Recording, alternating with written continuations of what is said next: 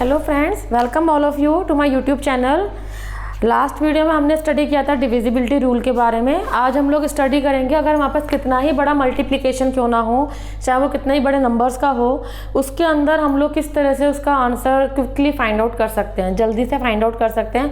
क्योंकि इतना सारा मल्टीप्लिकेशन करना इतना ईजी नहीं होता, बहुत ज़्यादा टाइम वेस्ट होता है। तो चलो स्टार्ट करते हैं। सपोज़ कीजिए आपके पास नंबर है, मैं कुछ भी रैंडम नंबर लिख रही हूँ, जैसे आपका 7629 इंटू 4532 इंटू 81921। ठीक है, ये हमने नंबर लिखा है। अच्छा, पहले तो हम यही देख लेते हैं कि इसका आंसर एग्जैक्टली होगा क्या। ठीक है, तो अब इतना बड़ा है तो ऑब्वियस है, I will use calculator for that. ये आपका आएगा 308440256388। ठीक है,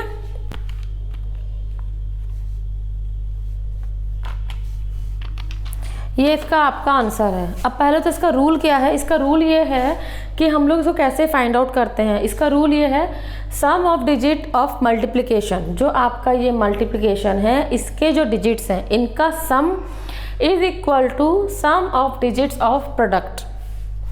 इसका है sum of digits of multiplication is equal to sum of digits of product। मतलब आपका प्रोडक्ट क्या आया, ये आपका आंसर है, ये आपका प्रोडक्ट है।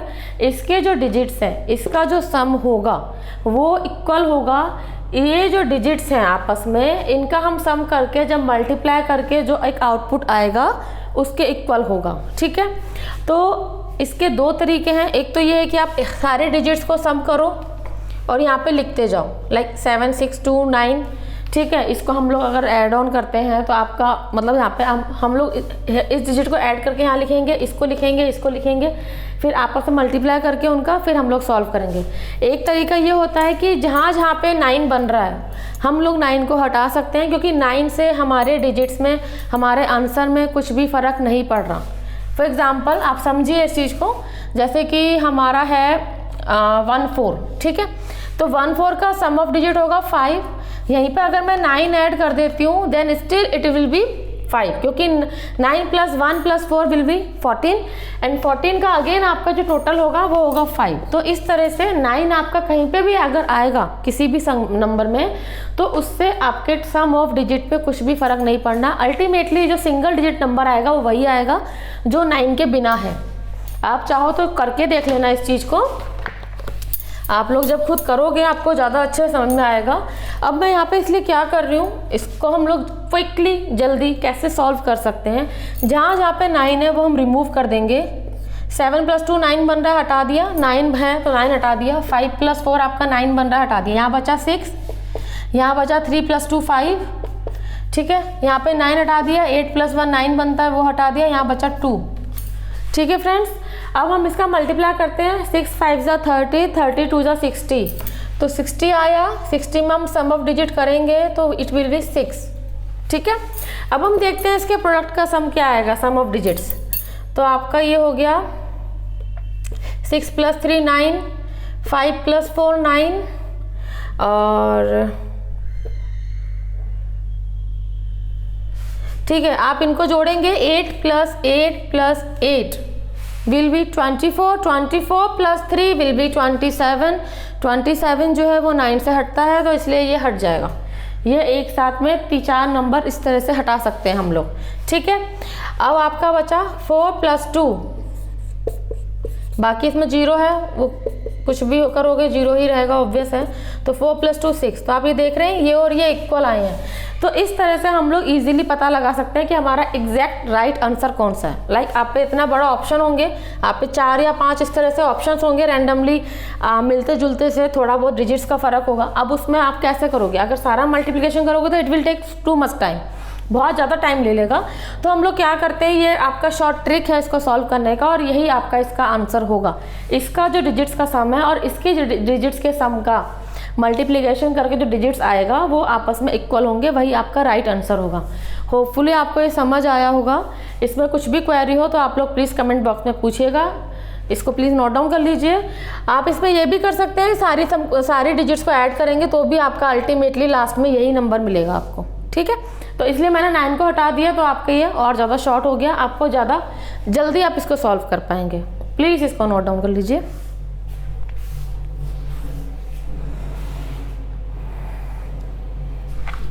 तो आपको ये समझ आ गया होगा कि कितना ही बड़ा नंबर हो मल्टीप्लिकेशन का, कितनी ही डिजिट्स हो, उसको हम लोग रैंडमली मतलब उसको हम लोग क्विकली या इसकी जो ट्रिक्स हैं उसको जल्दी सॉल्व करने की वो आपको समझ आ गई होगी। अब हम लोग नेक्स्ट देखते हैं ग्रेटेस्ट इंटीजर फंक्शन।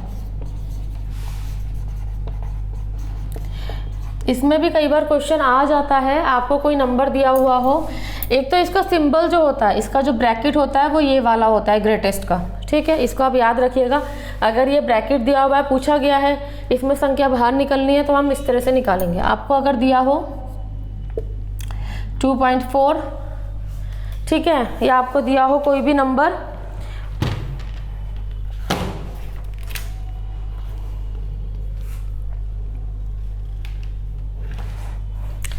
ठीक है, तो हम पहले तो x से डिनोट कर लेते हैं ताकि आपको समझ में आए।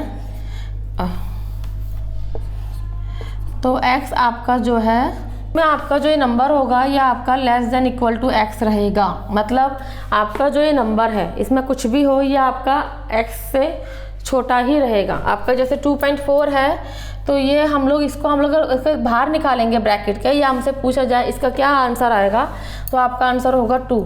आपके पास है 4.9, तो आपका आंसर होगा 4। आपके पास है अगर माइनस में सपोज कीजिए आपके पास है अगर 3.2, मतलब कि हम छोटा नंबर लेंगे।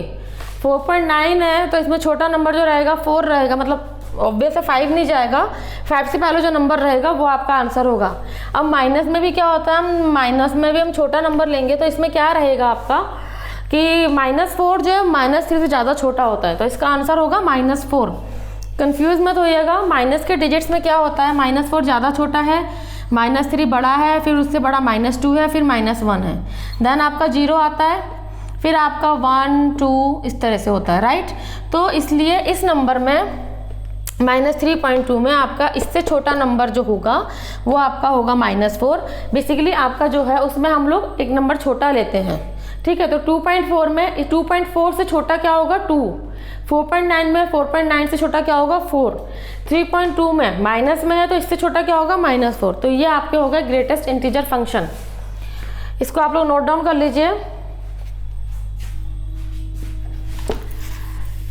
अब हम लोग देखते हैं लीस्ट, ये ग्रेटेस्ट हो गया था, अब हम लोग देखेंगे लीस्ट इंटीजर फंक्शन। तो लीस्ट इंटीजर फंक्शन का पहले तो ब्रैकेट जो होता है वो आपका होता है ये वाला, ठीक है, x से डिनोट कर दिया हमने इसको भी। तो ये आपका जो है ये आपका बड़ा रहेगा x की वैल्यू से। अब आपसे इसमें अगर पूछा गया है 2.4 तो इसका जो आंसर आएगा वो आपका आएगा 3। हम इससे जो आगे का नंबर है वो हम लेंगे। आपसे पूछा गया है 5.9 तो इसका आंसर होगा आपका 6। आपसे पूछा गया है माइनस में अगर पूछा गया है 2.4 तो इसका आंसर होगा -1, क्योंकि -2 से बड़ा -1 होता है तो इट विल बी -1, -3 नहीं होगा। तो आपको ये समझ आ गया होगा माइनस में किस तरह से जाएगा, प्लस में किस तरह से जाएगा। माइनस में इसका आगे का नंबर जाएगा, प्लस में मतलब इससे छोटा बेसिकली कह लो बाय काउंटिंग, मतलब 2 1 तो -1 रहेगा और इसमें आपका आगे का एक नंबर बड़ा रहेगा। नोट कर लीजिए इसको।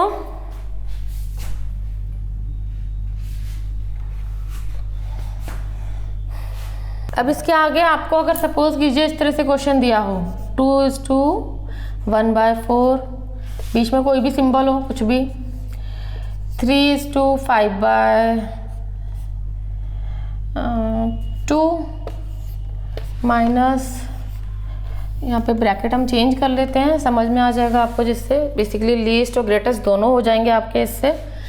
4:1/2, ठीक है। तो अब आप देखिए ये आपका ग्रेटेस्ट वाला आपका ब्रैकेट है, तो इसमें हम लोग क्या लेंगे, यहाँ पे आपका पॉइंट में जो भी आएगा, लिस्ट नंबर तो आप मतलब छोटा नंबर आपका 2 ही रहेगा, इसमें आपका पॉइंट होके ऑब्वियस है 3 पॉइंट समथिंग आएगा, छोटा नंबर आपका 3 रहेगा, इसमें आपका पॉइंट होके जो भी आएगा, इससे आगे का नंबर आपका रहेगा 5, तो 3 + 2 5, 5 - 5 आपका 0 आंसर हो गया इसका, ठीक है। तो इस तरह से ये ब्रैकेट में भी अगर इस तरह से क्वेश्चंस आपके आते हैं फ्रैक्शन फॉर्म में, मतलब ऐसे, तो आप उनको इस तरह से डेसिमल में समझ के आप उसको निकाल सकते हैं वैल्यू को, ठीक है। तो आप लोग इसको नोट डाउन कर लीजिए। आज की वीडियो में इतना ही। Thank you friends.